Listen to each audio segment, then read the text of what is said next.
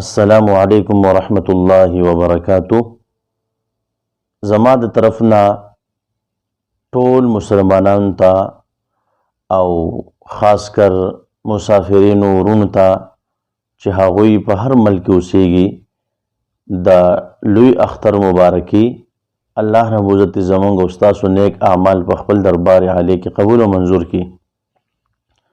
په پاکستان کې خو نن اختر و، په سعودي عرب او دوبۍ او په نور ملکونو کې په هغوی کې پرون اختر و.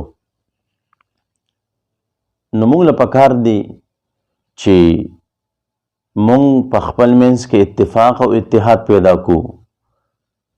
لکه اکثر رور د رور نه خپي، دغه رنګ خور به د خور نه خپي، یا ملګري دوستان په خپل منځ کې خپي.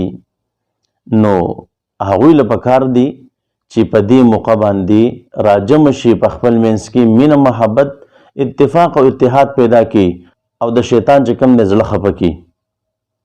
دغه رنګي په دې موقع باندې اکثر خلک چکر ولځي، څوک کالام ته ځي او څوک عمرات ته ځي، څوک یو ځای ته څوک بل ځای ته ځي.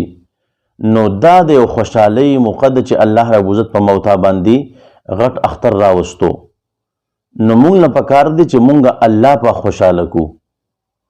نو ډېر ملګري د بدقسمتۍ نه هغوی به چکر ولځي، نو په دې خپل ګاړو کې به دا ګانې لګولي.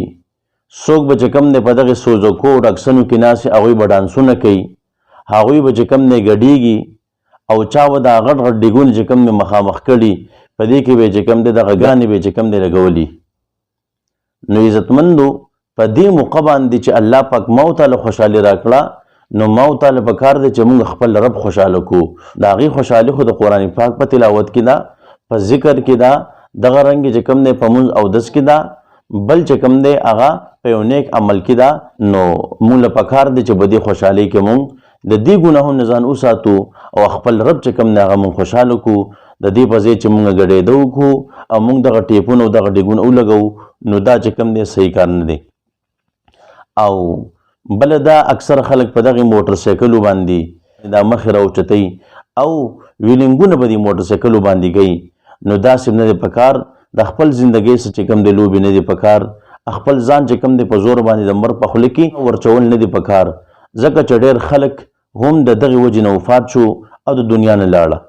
نو زما دغه پیغام دی چې موږ ټول مسلمانان د دې خوشحالۍ په موقع باندې خپل رب راضي کو او موږ د خپل رب د نافرمانۍ نه ځان وساتو او په خپل منځ کې مینه محبت اتفاق اتحاد پیدا کو او دغه نفرتونه ختم کو.